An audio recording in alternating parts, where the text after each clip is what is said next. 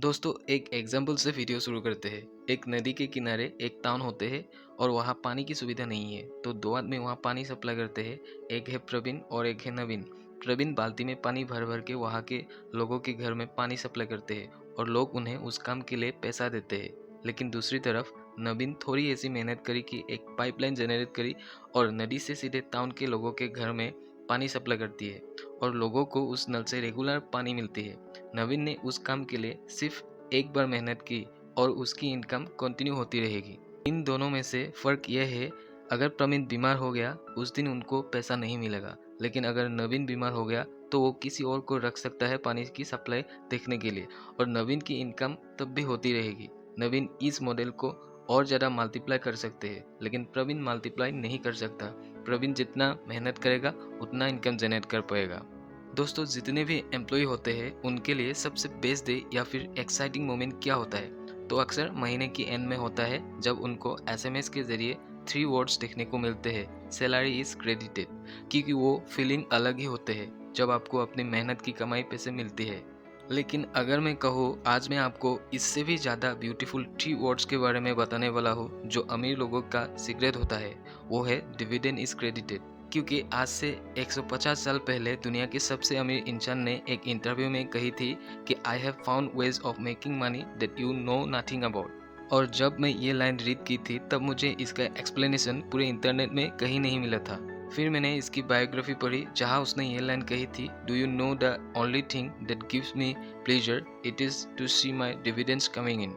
और फिर जब मैंने पावर ऑफ कंपाउंडिंग को सही तरीके से समझा तब मुझे ये लाइन समझ में आई। क्योंकि दुनिया में दो टाइप के लोग होते हैं, एक वो होते हैं जिनकी इनकम सैलरी होती है और वो उनको तब तक मिलती है जब तक वो एक्टिवली काम कर रहे होते हैं, और जब वो अगले दिन सुबह काम में आते हैं तो उनको वापस जीरो से शुरू करना पड़ता है। लेकिन दूसरे वो लोग होते हैं जिनकी इनकम होती है डिविडेंड्स, जो कंपाउंडिंग के जरिए सैलरी के मुकाबले काफ़ी ज़्यादा तेज़ी से ग्रो होती है। जहाँ पे आप काम करना छोड़ भी दो तब भी ग्रो होती रहती है, जिससे अमीर लोग और अमीर होती रहती है और गरीब लोग वही रह जाते हैं। और यही सीक्रेट आज मैं आपको समझाने वाला हूँ। दोस्तों ये डिविडेंड होते क्या है?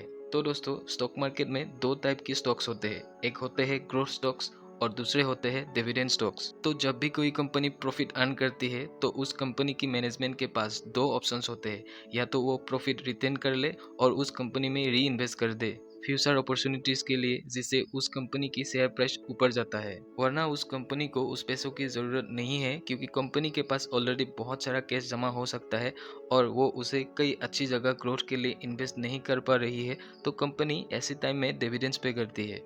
तो इससे हमें ये पता चलता है स्टॉक मार्केट से हमें एक नहीं बल्कि दो तरीके से पैसा कमा सकते हैं। एक तो जब आपका स्टॉक का प्राइस इंक्रीज होता है तब, और दूसरा जब आपका वो कंपनी डिविडेंड पे करते हैं जो डायरेक्टली आपकी बैंक अकाउंट में आता है, जिस तरह आपकी सैलरी आपकी बैंक अकाउंट में आती है। तो आपको स्टॉक मार्केट से पैसा कमाने के लिए बार बार किसी स्टॉक को बाय सेल करने की ज़रूरत नहीं है। अगर आप किसी अच्छी सी स्टॉक को खरीद के एक बार होल्ड कर दो तो बिना कुछ काम किए आप प्रॉफिट कमा सकते हो। लेकिन यहाँ एक चीज़ मैं आपको बता दूँ कि कंपनी बड़ा होने का मतलब ये नहीं कि उस कंपनी आपको ज़्यादा प्रॉफिट देगी या फिर उस कंपनी फ्यूचर में और ग्रोथ होगी। और कंपनी छोटी होने का मतलब ये नहीं कि वो आपको कम प्रॉफिट देगी या फिर उस कंपनी की फ्यूचर नहीं है। स्टॉक मार्केट में कुछ भी हो सकता है, इसीलिए आपको टेक्निकल नॉलेज और फंडामेंटल नॉलेज के साथ साथ कॉमन सेंस भी होना ज़रूरी है। ऐसा नहीं है कि जिस कंपनी ने अभी आपको अच्छी डिविडेंड पे कर रही है वो फ्यूचर में भी देगा, वैसा कोई गारंटी नहीं है। हो सकता है एक छोटी कंपनी भी आगे जाके अच्छी ग्रोथ करके आपको अच्छी डिविडेंड पे कर सकते हैं और आप लॉन्ग टर्म में अच्छा प्रॉफिट कमा सकते हो। इसीलिए आंख बंद करके किसी भी कंपनी में इन्वेस्ट करना नहीं चाहिए। एक एग्जांपल लेते हैं, एक इन्वेस्टर है जिन्होंने 2004 में आईटीसी के 1000 शेयर्स खरीदे थे। फिर उसके बाद उन्होंने उन शेयर्स को सेल नहीं किया और कंपनी ने बहुत बार शेयर्स स्प्लिट किए हैं, बोनस शेयर्स दिए हैं वगैरह वगैरह, जिसकी वजह से अभी उसके पास 45,000 शेयर्स है। मतलब खरीदे थे सिर्फ 1000 शेयर्स लेकिन अभी 45,000 शेयर्स है। और 2020 में ये इन्वेस्टर ने 4.5 लाख रुपया कमाया सिर्फ डिविडेंड इनकम पे। 2004 में आईटीसी का शेयर प्राइस ऑलमोस्ट 1000 रुपये का था।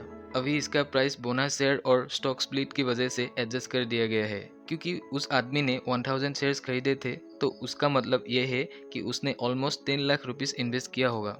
अभी उस इन्वेस्टर के पास 45,000 शेयर्स हो गए क्योंकि कंपनी ने बहुत बार शेयर्स को स्प्लिट किया और बोनस शेयर्स गिफ्ट किए। दोस्तों 2020 में इस कंपनी ने 10.15 रुपया पर शेयर डिविडेंड पे किया। इसका मतलब ये है कि इस इन्वेस्टर को 4.5 लाख का डिविडेंड मिला। 2021 में आईटीसी ने 5.75 रुपया पर शेयर डिविडेंड पे किया।